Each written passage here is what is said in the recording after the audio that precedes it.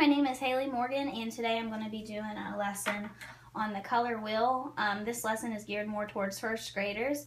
So the first thing that I would do in a classroom is I would tell the students the definition of a color wheel. That definition is a circular diagram of the spectrum used to show the relation between colors. So what we have here is those primary colors that we're first going to look at is red, blue, and yellow.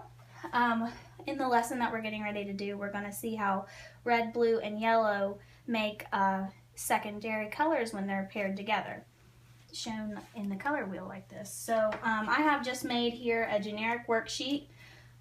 My generic worksheet is what we could use in the classroom, and I'm more of a whole group kind of person, so I like doing a class activity all together. So this activity, it asks what are the three primary colors that we would be using today, and just like I said, we're going to be using red, yellow, and blue. The next thing on the activity is asking what colors did we make today. So we're going to go ahead and do that now.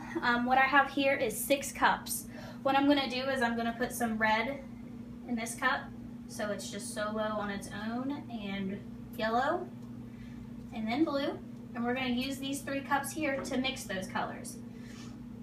So just to kind of speed up the process for time's sake, I just have some straws. You can use whatever, but this is just to mix up the colors so they're a little bit more prominent in the glass.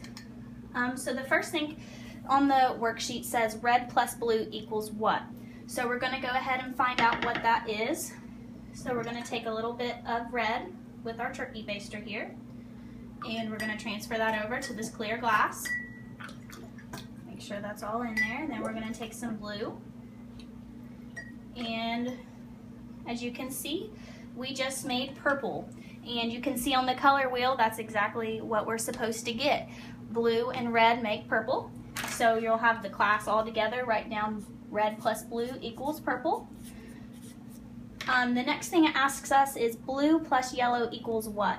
So we're going to find out what that is. So we're going to take some blue, and we're going to transfer that over to a clear glass.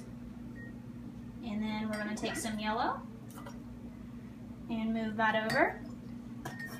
And as you can see, we now just made green. So we're going to write on the worksheet green. The next thing on the worksheet is red plus yellow equals what?